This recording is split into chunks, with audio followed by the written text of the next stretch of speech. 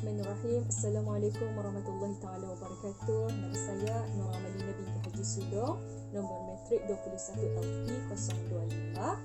Saya merupakan pelajar daripada program Dibulit. Saya akan melisensi satu bab dalam sebuah buku yang mana buku tersebut tajuknya ialah How to Win Friends and Influence People, dalam bab Sure Way of Making Enemies and How to Avoid It, yang mana bermaksud cara pasti untuk membuat musuh dan bagaimana untuk menghindarinya. Sinopsis bagi bab ini ialah, apabila kita tidak bersetuju dengan pendapat orang yang salah, maka janganlah katakan kepadanya, kau salah, kerana ini akan menyinggung perasaan dan menjatuhkan harga diri mereka. Isi resensi.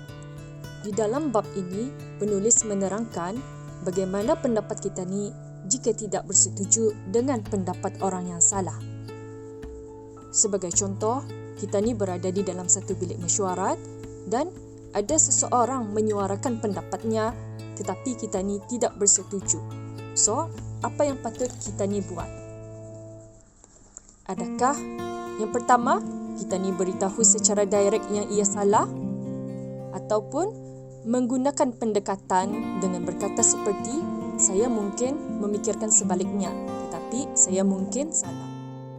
Jika kita memilih yang nombor satu tadi, iaitu direct menyatakan yang kau salah. So, apakah yang akan berlaku kepada orang tersebut? Adakah ia setuju? Jawapannya memang indah. Jadinya, mungkin akan berlaku pertelingkahan ataupun permusuhan kerana kita ni sudah mengancam kecerdasan serta penilaian kehormatan diri mereka secara terang-terangan. Dalam situasi sedemikian, elakkan juga daripada memulakan percakapan seperti, saya akan buktikan kepadamu, kerana cara ini tidak sesuai. Seolah-olah kita ni mengatakan yang saya ni lebih pintar daripada kamu dan saya akan membuatmu mengubah fikiran. Seperti mana Lord Chesterfield berkata kepada anaknya, jadilah lebih bijaksana daripada orang lain, tetapi jangan biarkan ianya nampak ketara kepada mereka.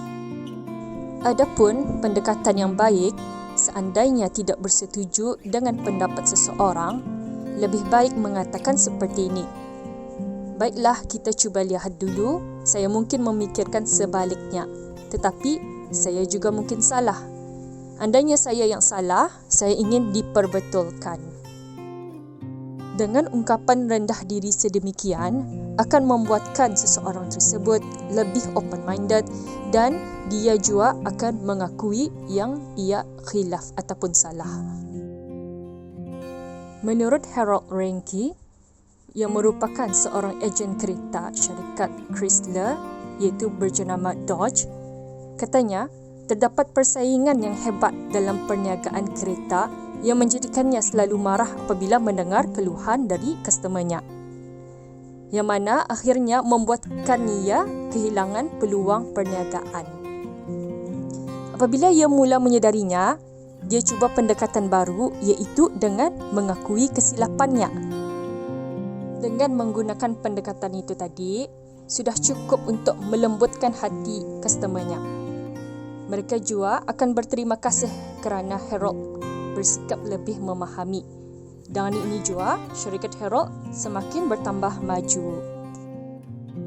Di antara kelebihan yang dapat diambil daripada bab ini, menurut pandangan saya, ialah penulis sangat relevan dalam memberikan cadangan dengan menggunakan kata-kata yang penuh hikmah, iaitu dengan mengakui kesilapan diri terlebih dahulu. Kerana ini juga penting untuk menjaga perasaan orang lain. Manakala di antara kekurangannya ialah tidak semua orang akan dapat menerima pendapat kita ni apabila kita menyatakan yang saya salah. Kerana akan ada segelintir mereka yang bersifat ego yang tidak mahu menerima pendapat orang lain.